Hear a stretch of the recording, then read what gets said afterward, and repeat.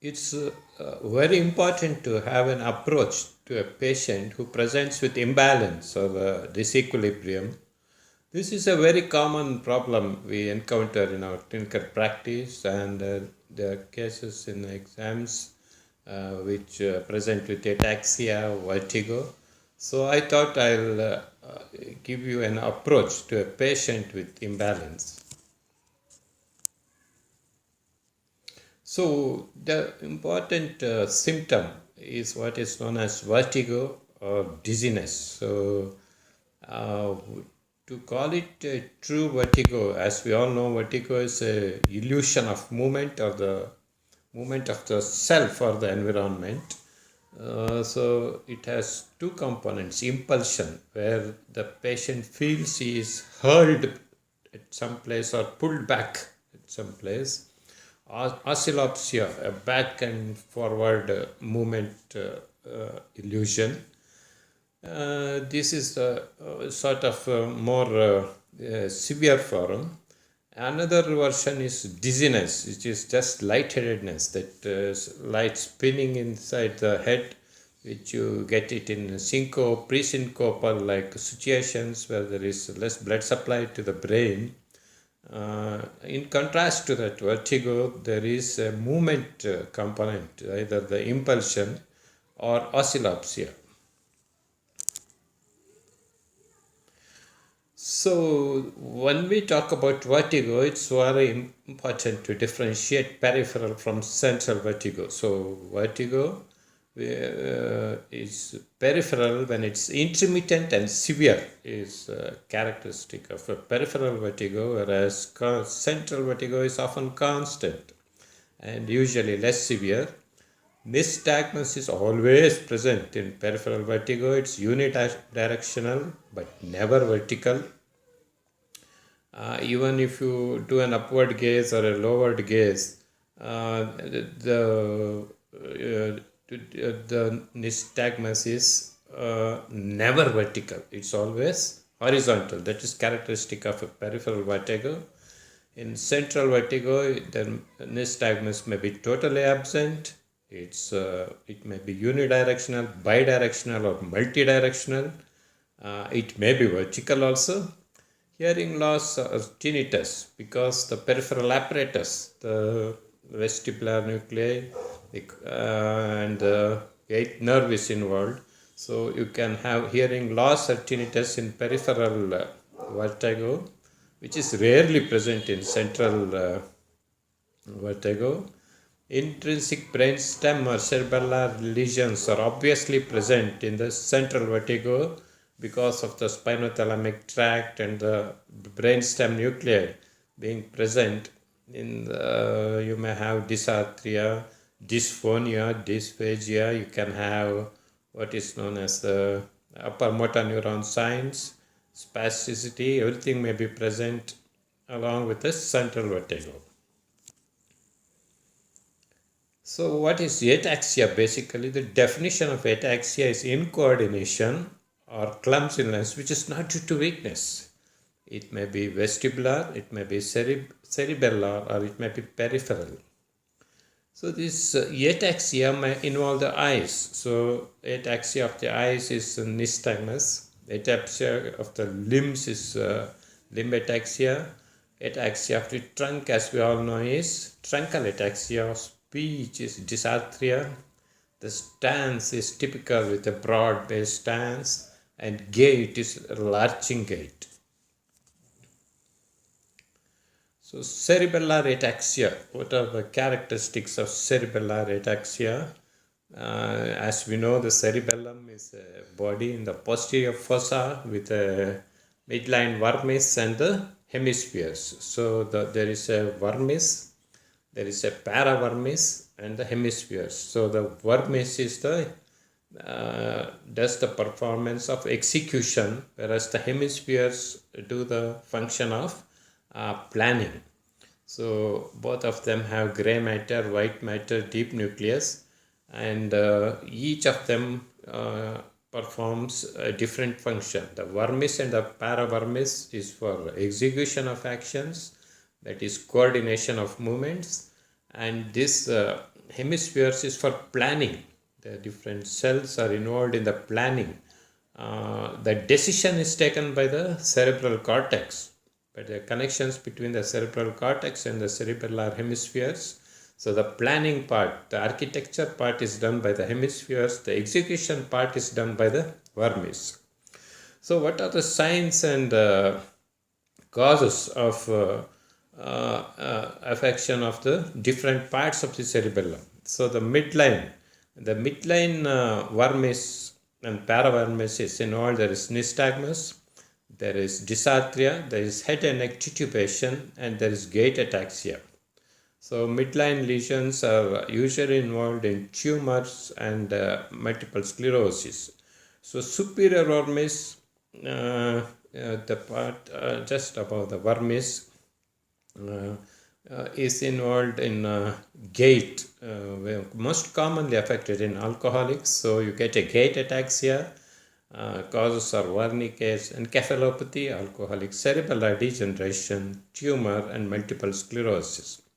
The cerebellar hemispheres, obviously when involved, cause unilateral signs. So the signs are nystagmus, ipsilateral gaze paresis, dysarthria, unilateral hypotonia, ipsilateral limb ataxia, then gait ataxia, and they fall towards the same side as the lesion.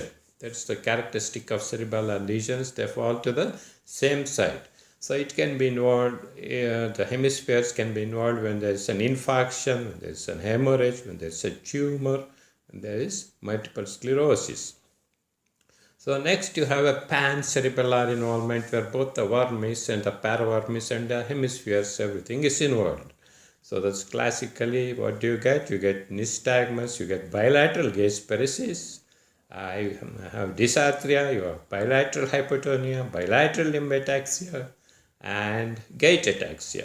So the pan-cerebellar involvement is common with sedative drug intoxication, hypothyroidism, autosomal dominant spinocerebellar ataxias, paraneoplastic cerebellar degeneration, Wilson's disease, slow viral disease, encephalomyelitis, and multiple sclerosis.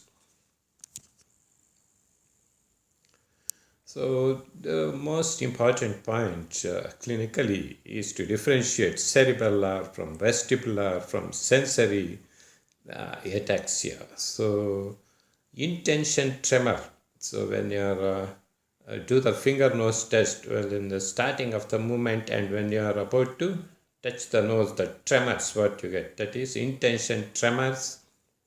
Nystagmus, the classical scanning speech of cerebellar involvement, is characteristic of a cerebellar ataxia. Sensory ataxia is characterized by decreased proprioception. So it carries the joint and position sense from the Golgi apparatus and the muscle spindle fibers. So you have decreased proprioception. You have a searching meandering movement. So when you stretch your hands like this, there is a sort of a searching and meandering movements called a pseudoathetosis. Then Romberg sign is classically positive in a sensory ataxia. Then you can have hyporeflexia or areflexia. And in a vestibular involvement, limb ataxia is quite uncommon. You will have giddiness, you can have tinnitus, you can have hearing loss. So dysarthria is not seen in vestibular ataxia. So each of the organs, when it is involved, they produce signs and symptoms which are characteristic of that particular part of the nervous system. So one more common problem you encounter in the exams while examining the eighth nerve in a patient with ataxia. So the Weber's test and the Rene's test. So normal, what's normal? Sound perceived as coming from the midline is normal. And when you do the Rene's test, air conduction is better than bone conduction. That's normal. In a sensory neural hearing loss, what you do when you do a Weber's test, sound is perceived as coming from the normal ear. And when you do an ear Renes test, again ear conduction is better than bone conduction. So what do you get in conductive hearing loss? Sound is perceived as coming from the affected ear in Weber's test, and bone conduction is better than ear conduction on the affected side. So again, when you see nystagmus in a patient with disequilibrium or ataxia, how to differentiate the peripheral from the central nystagmus. So in a peripheral lesion, as we have already discussed, the vertigo is quite severe. In central lesion, it's mild. There is a latency involved in a peripheral lesion, but there is no latent period in a central lesion. Fatigable. Yes, peripheral lesions are fatigable. After some time, it stops. The nystagmus stops. Habituation, if you keep on eliciting, it again stops. Its present fatigability and habituation are characteristics of a peripheral lesion causing nystagmus. Peripheral lesion is the vestibular nuclei and the eighth nerve. This is a very important slide, especially for undergraduate students and the very basics of neurological examination. So here they have compared cerebellar lesion, upper motor neuron lesion, lower motor neuron lesion, and the extrapyramidal lesion. So what happens to strength? It's normal in a cerebellar lesion, decreased in upper motor neuron, decreased in lower motor neuron, extrapyramidal, it's normal. What happens to the tone? Tone is decreased in cerebellar, it's increased spastic in upper motor neuron. Tone may be normal in lower motor neuron or decreased. And you what get the rigidity, classic cogwheel rigidity or lead pipe rigidity in the extrapyramidal lesion. Tendon reflexes are normal in cerebellar lesion. You may get an increased deep tendon reflexes in an upper motor neuron lesion. You get decreased deep tendon reflexes in low motor neuron lesion, and the reflexes are normal in extrapyramidal lesion. So what are the plantar responses? Flexor in cerebellar, increased in upper motor neuron. What you got an extensor response, and you get a flexor response in low motor neuron, and extrapyramidal lesion you get a flexor response. Atrophy obviously is present in a lower motor neuron lesion and absent in other types. Fasciculations are again present in low motor neuron lesions but absent in other types. You get tremors. What you get, as we discussed, you get an intention tremor, maybe there in a cerebellar region, and in an extrapyramidal lesion. Classically in Parkinsonism, you get a resting tremor or the pill rolling tremor. It's characteristic of a extrapyramidal lesion. Chorea or athertotic movements are present in extrapyramidal lesions. Characteristic akinesia is characteristically present in extrapyramidal lesions. Ataxia, incoordination of movement with normal power, is present in cerebellar lesions, whereas it's absent in other types of lesions. What are the clues to ataxia? So regarding the etiology, what are the clues? So onset, when it's sudden, it's either vascular. Most of the time it's vascular. Cerebellar hemorrhage is a very important emergency.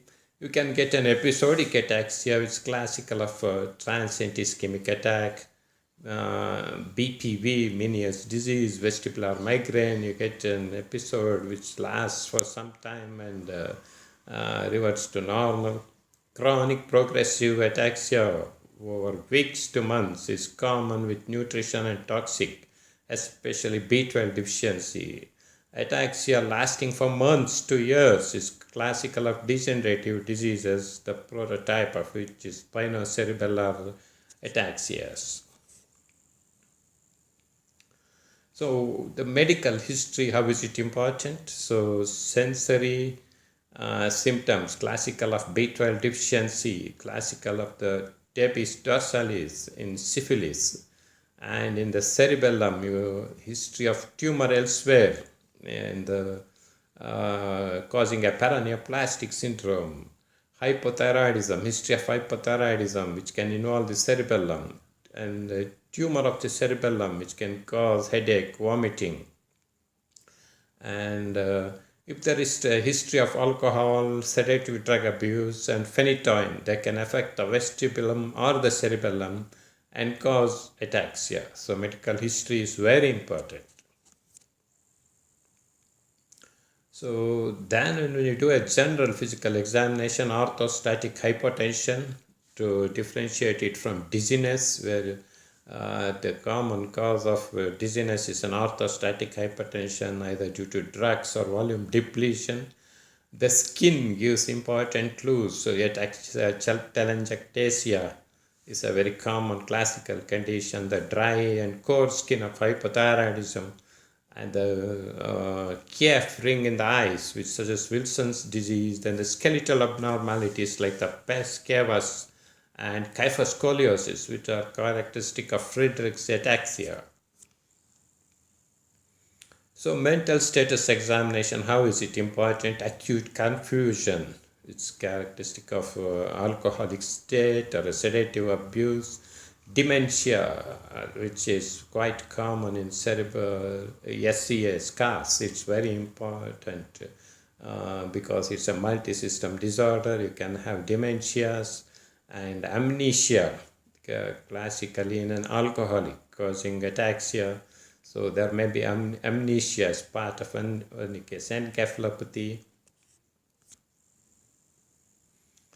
The stance and gait is very important in a patient with ataxia. So what is Romberg's sign? Romberg's sign is a sign indicative of posterior column disease. In a patient with cerebellar disease, he can never stand, especially with a severe cerebellar disease, he can never stand with the feet together. Whereas in a patient with posterior column disease, he is able to stand with his feet together when his eyes are open and when support. But when the visual stimulus is taken off, he becomes unsteady. So Romberg's sign is a sign actually of posterior column disease, and high steppage gait is again a characteristic feature of posterior column disease. So in eye, what are the pointers to the origin of ataxia, whether it is cerebellar, whether it is posterior column, or whether it is vestibular. So in the classic cerebellar disease, you can have nystagmus, you can have gaze paresis, you can have what is known as ocular dysmetria. The saccades and pursuits are absent in cerebellar disease, but as we were discussing, nystagmus is characteristic in peripheral disease, but the gaze paresis, ocular dysmetria may or may not be present. Saccades and pursuits may or may not be present. And in a posterior column disease causing ataxia, again nystagmus may not be present. There may be no gaze paresis, there is no ocular dysmetria, and there is no loss of saccades or pursuit movements. So what are the cranial nerves which should examine specifically in a patient presenting with ataxia or disequilibrium? So the eighth nerve is obviously very important. Papilledema, to look for cerebellar tumor, optic atrophy, to look for subacute combined degeneration, B12 deficiency, lower cranial nerves which are involved when the brain stem is involved, seventh nerve when there is a CP angle tumor. So you should specifically look for these cranial nerves which gives the clue to the etiology of ataxia. So cerebellar ataxias can be either acute or chronic, as we have discussed. So what are the acute causes of cerebellar ataxia? Drug intoxications, especially sedatives, ethanol, excessive ethanol usage, hypnotics, anticonvulsants, hallucinogens, Wernicke's encephalopathy, and vascular causes, either the ischemia or infarction of the cerebellum, and inflammatory lesions are all acute causes of cerebellar ataxia. So what are the chronic causes? Multiple sclerosis, chronic alcohol cerebellar degeneration, phenytoin-induced cerebellar degeneration, hypothyroidism, paraneoplastic cerebellar degeneration, autosomal dominant scars, ataxia, telangiectasia, Wilson's disease, acquired hepatolenticular degeneration, slow viral diseases, posterior fossa tumors, posterior fossa malformations. All these are the causes of a chronic cerebellar ataxia over weeks to months to years. So some important associations of paraneoplastic syndrome and cerebellar involvement. You get anti-Hu antibodies and ovarian and breast cancer, and a paraneoplastic involvement of the cerebellum, anti-Hu antibodies in the smaller cell lung cancer, anti-TR antibodies in the Hodgkin's lymphoma and cerebellar involvement as a paraneoplastic syndrome, anti-MA2 and paraneoplastic involvement in testicular cancer. So the important cancers are the ovarian and breast cancer, small cell lung cancer, Hodgkin's lymphoma. Testicular cancer can present as a paraneoplastic involvement of the cerebellum and ataxia. So thank you.